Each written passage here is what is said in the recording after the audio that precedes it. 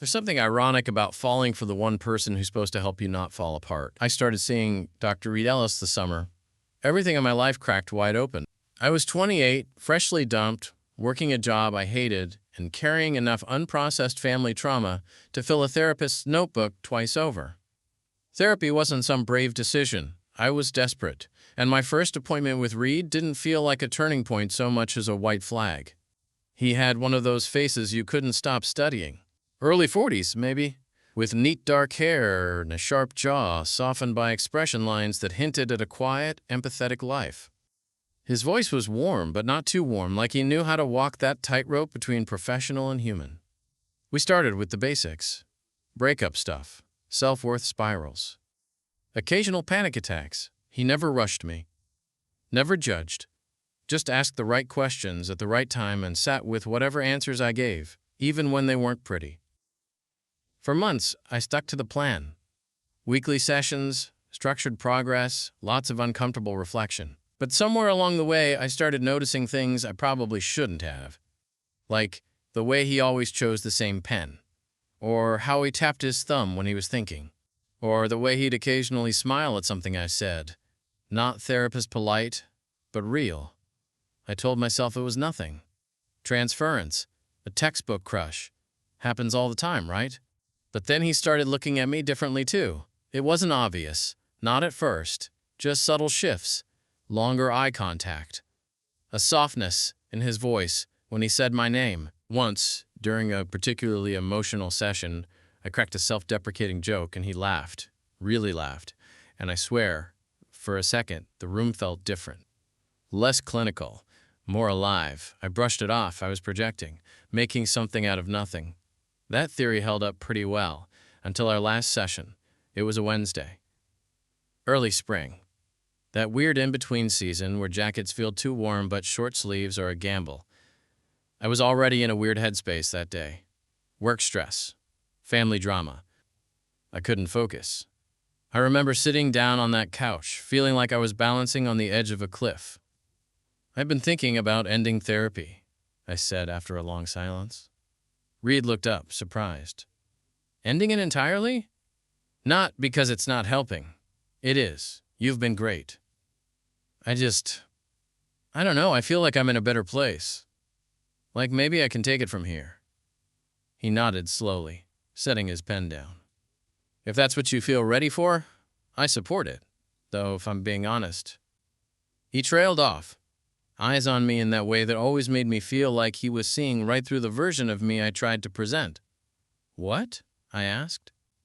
"I'll miss our conversations," he said quietly. My stomach flipped. I laughed it off, even though it made my chest ache. "Same here.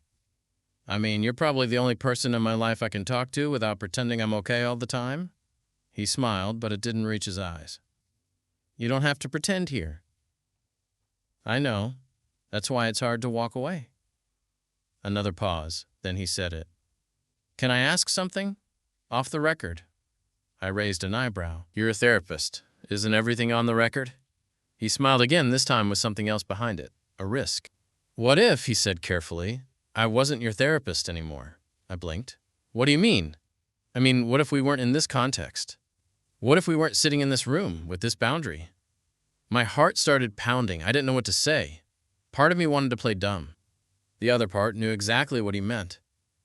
"I don't think that's allowed," I said, voice quiet. He leaned back, hands folded in his lap. "No, it's not. Not while this dynamic exists. But if you're serious about ending therapy," he let the implication hang in the air. I stared at him. "You're saying you want to see me?" "Outside of this?" He nodded. "Only if that's something you'd want too." I didn't answer right away. I couldn't. My brain was racing in 100 directions. Every ethical boundary I'd ever learned about, every fantasy I'd tried to ignore, every part of me that wanted to believe this was real, not imagined. Finally, I said, "What would that even look like?" He reached for a small notepad, tore off a piece of paper, and wrote something down. Then he slid it across the coffee table. His address. "I have a small house about 15 minutes from here," he said. "I make terrible coffee and decent conversation. If you want to drop by sometime, no expectations, no pressure, you'd be welcome." I stared at the paper, then at him. He wasn't smiling anymore. He looked scared. So was I. But I took the paper, and 2 nights later, I knocked on his door. The house was smaller than I expected. It sat quietly on a tree-lined street, tucked behind a modest fence, with ivy creeping along the edges of the porch railing. Warm yellow light spilled from the windows, casting soft glows onto the walkway. It didn't look like the kind of place a therapist lived. It looked like the kind of place someone retreated to. I stood at the front step with my heart punching my ribs, second-guessing everything. I could still walk away. Pretend I never came. Pretend this never happened. But before I could convince myself to leave, the door opened. Reed stood there in a t-shirt and jeans, barefoot, looking a little surprised to see me, like he wasn't sure I'd actually show. For a second, we just stared at each other. Then he said, "Hey! Hey!" I echoed, swallowing hard. He stepped aside. "Come in." The place smelled like cedar and something faintly herbal, like tea or incense. The furniture was simple. Bookshelves lined the walls. A guitar leaned against one corner, and a dog bed sat empty by the fireplace. It was quiet, but not uncomfortably so. I hovered near the doorway like I didn't know how to exist in this version of his world. "Drink?" he asked. "I've got wine, beer, tea." "Wine's good," I said, even though I rarely drank. He nodded and disappeared into the kitchen. I took a seat on the edge of his couch. My hands were shaking a little, so I clenched them in my lap. Reed returned a minute later with 2 glasses of red and handed me one before sitting beside me. Close, but not too close. "This is weird, right?" I said, trying to break the tension. He gave a quiet laugh. "Extremely. I keep waiting for you to ask me how that makes me feel." He smiled at that. I promised I wouldn't. A pause. "But I do want to know," he added more softly now. "What brought you here tonight?" I hesitated. "I don't know. I almost didn't come." I wouldn't have blamed you. But then I thought, if I don't at least see what this is, I'll always wonder. Reed nodded, his gaze fixed on the rim of his glass. "That's fair." Another pause. Longer this time. The silence didn't feel like therapy. It felt like a held breath. "I wasn't planning to feel anything for you," he said quietly. "It just happened. And I fought it. For months. Every time I noticed something I shouldn't, I pulled back. Every time I thought maybe you felt it too, I reminded myself I was your therapist, and that was the end of it." I swallowed hard. "But you invited me here? Because you said you were ending therapy. And for the first time, it felt like maybe I wasn't crossing a line. Not entirely. You're still crossing a line. I know." He looked up at me then, eyes searching mine. "But if I'm being honest, I want to." I didn't answer. I didn't trust my voice. He set his glass down, shifting slightly closer. "You don't have to do anything, say anything. But if you don't want this, I need to know now, before I go any further." My breath caught. He wasn't pressuring me. He was giving me an out. But I didn't want out. So I leaned in, just enough that our knees touched. Just enough that he knew my answer, without needing words. He exhaled softly like he'd been holding his breath for months. And then he reached out, slowly, like I might flinch, and tucked a piece of hair behind my ear. The touch was small. Barely anything. But it felt like the beginning of something huge. Neither of us moved for a long time. Eventually I said, "So what happens now?" Reed's voice was almost a whisper. "Now, we figure out who we are when the rules aren't in the way." I didn't sleep with him that night. Not because I didn't want to, but because something told me this wasn't about a quick release of months of tension. It was bigger than that. Slower. Deeper. We stayed on the couch for hours, talking. Not like patient and therapist. Not like 2 people tiptoeing around something forbidden. We talked like 2 men trying to figure out what the hell to do with a connection that refused to go away. He told me about his dog, Samson, a golden retriever he'd had for 10 years before cancer took him last spring. About the cabin he'd inherited from his grandfather but hadn't visited since a rough breakup a few years ago. He even admitted he used to play piano, though he hadn't touched a set of keys since grad school. It was weird, in a way. I knew so much about his thoughts, his questions, his professional insight. But I hadn't known the texture of his laugh when he wasn't trying to ease a tense session. I hadn't seen him barefoot, curled sideways into a throw pillow, slowly revealing pieces of himself not because he had to, but because he wanted to. At some point, it got late. Really late. I glanced at the clock and blinked. "Shit," I said. "It's past 2." Reed stretched, the hem of his t-shirt lifting slightly. "Stay," he said simply. My heart thudded. "You don't have to, but I'd like you to." So I did. He gave me a clean t-shirt and some sweats that hung too loose on my frame, and I changed in the guest bathroom. When I came out, he was already in bed, reading by lamplight. There was something incredibly intimate about that, seeing him not as a figure of emotional authority, but just a man in bed with glasses on, half smiling at a novel. He scooted over, lifting the blanket. I slid in beside him. We didn't touch, not right away. Just lay there, side by side, our legs brushing occasionally under the sheets. The lamp cast a soft amber glow over the room, and everything felt quiet in that weightless, suspended way it does just before something real begins. After a long silence, he said, "I keep wondering if this will blow up in my face." I turned my head. It might. He looked over. "Still doesn't feel like a mistake." "Me neither." A beat passed. "I'm scared," I admitted, surprising myself. Reed's gaze didn't shift. "Of what?" "Of messing this up. Of needing you in ways I'm not supposed to.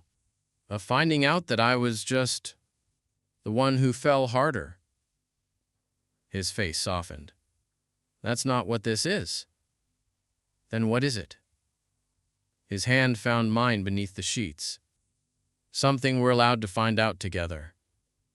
Waking up next to him the next morning felt like stepping into a version of my life I never thought I'd get to live. His bedroom was filled with morning light, pale and golden, filtering in through linen curtains. Reed was already awake, propped up on one elbow, reading something on his phone. When he noticed me stirring, he looked over and gave the softest, smallest smile. "Morning," he said, voice lower and raspier than usual. I blinked. "This is real?" "Feels like it." I stretched, unsure of what I was supposed to do. Was I supposed to get dressed and awkwardly leave, pretend like this had been nothing? But before I could spiral into overthinking, Reed leaned over and pressed a kiss to my forehead. Not my mouth, not anything charged, just my forehead. It made my chest ache in the best way. He got up to make coffee while I slipped into the clothes I'd worn the night before. I padded out to the kitchen, half expecting him to have changed, to have reverted back into Dr. Ellis. But he hadn't. He stood at the counter in his same worn t-shirt, pouring hot water into a French press, barefoot and humming something low and tuneless under his breath. "I wasn't sure how you take it," he said as I entered. "However you do." He gave me a mug and we stood in silence for a bit, sipping. Eventually I broke it. "What happens now?" Reed set his mug down, leaning against the counter. "That depends on you." "I ended therapy. That much is clear."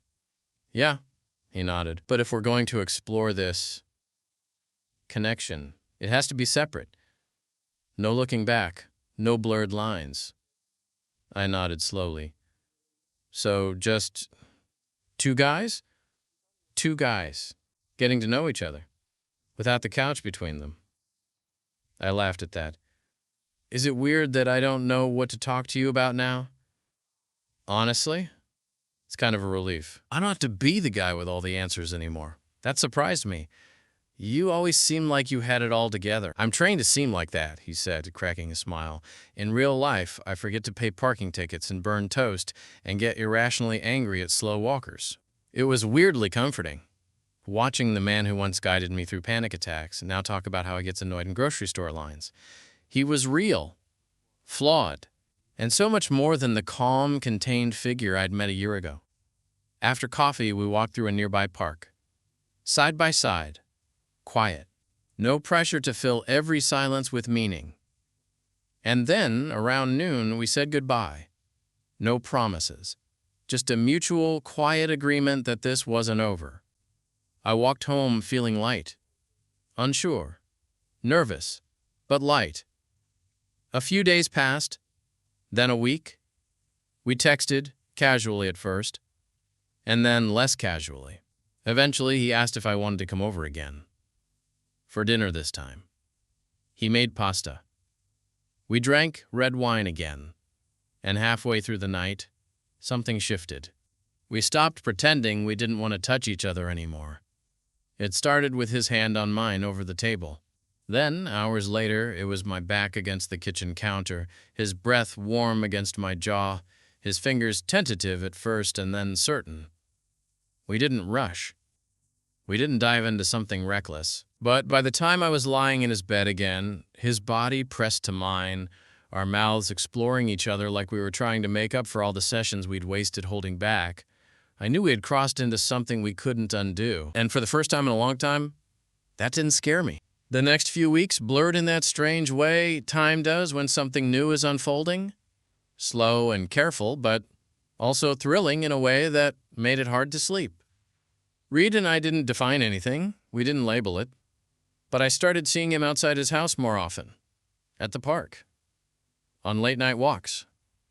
We even met for lunch once in a quiet cafe, both of us pretending like we were just two guys who had run into each other by chance. But behind closed doors, it was different. It was warm skin and hushed laughter, lazy mornings and stolen glances over coffee. It was deeper than just lust. There was history, intimacy, an emotional thread that had started in that sterile therapy office and somehow evolved into something real. Still, we were careful, always careful. There were things we didn't talk about, like what we were to each other, or what we were risking. I was the first to crack. It was a Sunday morning. Rain tapped gently at the windows. Reed was cooking breakfast. Shirtless, wearing those faded pajama pants that barely clung to his hips. I sat at the counter, watching him, the smell of eggs and coffee swirling in the air, and I felt it. That pull in my chest. Not lust, something quieter, scarier. He caught me staring. What? I hesitated. I've been thinking about something. That sounds ominous. No, it's just... I paused. This thing, you and me, it's real, right? He stopped, spatula midair. Then he turned to face me. Yes, he said simply. It's real. I let out a breath I didn't know I'd been holding. Okay, but, he added, that doesn't mean it's simple. I know. He set the spatula down and walked over, placing his hands on the counter, leaning in slightly. I think about it all the time. What people would say if they knew, what my license board would say if they knew. But we're not breaking any rules, I said quickly. You made sure of that. I did, he nodded, but the world doesn't always care about nuance. I nodded too, but something about his voice made me pause. Are you saying we should stop? No, he said immediately. No, God. No, I'm saying I don't want to lose you. And I've never had to navigate something like this before. I looked down at my hands, suddenly uncertain again. I don't want to be your mistake, I said quietly. You're not, he replied, stepping closer. You're not. He tilted my chin up, forcing me to meet his eyes. This started in a place that had rules. But this, he said, thumb brushing my cheek. This is outside that now. This is just us. We kissed then. Slow, reassuring. Like we were both trying to anchor ourselves in the moment. And in that moment, I believed him. Even if the rest of the world wouldn't. The trouble didn't come from inside the relationship. It came from outside, where things weren't soft or quiet or complicated in a good way. Out there, things were loud and fast and judgmental, and eventually, reality knocked. Hard. It started small. An email. From someone I didn't recognize. Just a subject line. Is this the same Dr. Ellis? Inside was a screenshot of Reed and me, leaving his house. Blurry. Paparazzi style. Taken from across the street. I didn't even know someone had been there. Probably a neighbor. Maybe someone from his neighborhood who recognized him from the practice website. But it was us. Laughing. Close. His hand resting lightly on my back. Attached was a single sentence. He's still listed as your therapist. My stomach dropped. I called Reed immediately, my voice tight. Did you see this? He paused. I just opened it. What the hell are we supposed to do? I'll handle it, he said. But you might need to officially sign a termination letter. Just for legal protection. The timestamp matters. My mind was spinning. You think they're going to report you? Maybe. Maybe not. But if they do, I need to have everything in order. That word report hit harder than I expected. This wasn't just about us anymore. It was about his career. About everything he'd built. About the cost of feeling something you weren't supposed to. Later that night, we sat across from each other at his kitchen table. The letter in front of me. A formality. A document stating that the therapeutic relationship had ended before anything romantic had begun. But even signing it made me feel like I was admitting to something shameful. I hate this, I muttered, pen in hand. I know. Feels like I'm agreeing with them. You're not. You're protecting us. I signed. Reed reached for my hand after. We're not doing anything wrong. I know, I said, but the knot in my stomach didn't untie. He pulled me closer, held me in that way that always made me forget for a second, where the world ended and we began. And for a while, that was enough. But I knew this wasn't the last knock on the door. The formal complaint came 2 weeks later. An anonymous submission to the licensing board, short, clinical, but unmistakably damning. It claimed Dr. Reed Ellis had engaged in an inappropriate dual relationship with a former patient. No names, but the timestamps, the descriptions. They were enough. He called me right after he got the notice. His voice was steady, but I knew him well enough by now to hear what was under it. Fear. Resignation. That low simmer of anger people like him rarely let show. It's happening, he said. What do we do? I have to go before a review panel. There'll be an internal investigation. It's standard procedure. I sat on the edge of my bed, heart pounding. Am I going to have to testify? Not unless they ask. I've got documentation. Your termination letter. Session records. Emails. The paper trail's clean. But that doesn't stop them from assuming. No, he said, quieter now. It doesn't. He paused. And I don't blame you if this gets too hard, I blinked. What's that supposed to mean? It means if you need space from this, if the attention, the questions, the assumptions, it's okay. I shook my head, even though he couldn't see me. Don't do that. Do what? Push me away to protect me. I knew what I was walking into. I don't regret it. I'm not leaving. There was a long silence. Then, softly, okay. He didn't cry. Neither did I. But the silence between us wasn't comfortable that night. It was heavy, tense. The weight of being seen as something we weren't, predatory, unethical, taboo, was already seeping into the cracks. A week later, I went with him to the board hearing. I wasn't allowed in the room, but I waited in the hallway the entire time. Sitting on a cold bench with my palms sweating, I watched lawyers and ethics officers and administrators shuffle by like it was all just procedure. 3 hours later, Reed emerged. Shoulders stiff, jaw tight. He didn't speak until we were halfway to his car. They're not revoking my license. Relief flooded me so fast I nearly stumbled. Wait, really? They're issuing a warning. Official reprimand. I'll have to take an ethics course, submit to supervision for 6 months, but I keep practicing. I exhaled, hands trembling.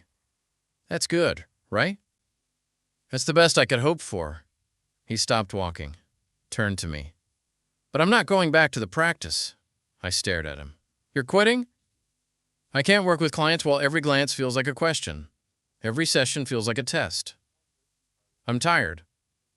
A pause. And honestly? He looked at me with something raw in his expression. I want to build something else. Something that doesn't involve always being the one who listens, who fixes, who holds back. What does that mean? It means... He stepped closer. I want a life, not just a profession. I reached for his hand, and this time he let me take it. "You have one," I said. "With me, if you want it." He smiled. Tired, but real. "I do." We didn't become something overnight. There was no grand announcement, no milestone that marked the shift from cautious possibility to something settled. What we had became real in slow, steady inches. It became real the first time he introduced me to his sister as just a friend, and then later, after a glass of wine, corrected himself. It became real the day I got sick, and he brought me soup and sat beside me watching trash TV, brushing my hair back like it was the most natural thing in the world. He started teaching part-time at the local university. Ethics and clinical boundaries, ironically. He said it felt like balance. To still use his brain, still help, but from a distance that didn't drain him. I took on more freelance work, started doing better with clients, less afraid to assert myself. Somewhere in the quiet moments between who we used to be and who we were becoming, I stopped looking for proof he wasn't going to leave. One night, we were lying on the couch, legs tangled, some movie forgotten in the background. He traced circles on my wrist and said, "You know, sometimes I still wake up thinking this is a dream." "Still?" I smirked. "We've been doing this for months." He nodded. "Yeah, but I spent so long keeping everything boxed in. I got used to wanting things I couldn't have." I kissed his shoulder. "You have it now." "I know," he said. "That's the part one still don't quite believe. We never tried to rewrite how it all started. He had been my therapist, I had been his patient. The timeline was messy, vulnerable, imperfect. But what came after, what we built, wasn't about power or transference or projection. It was about two people finding each other in a place neither of them expected, and holding on.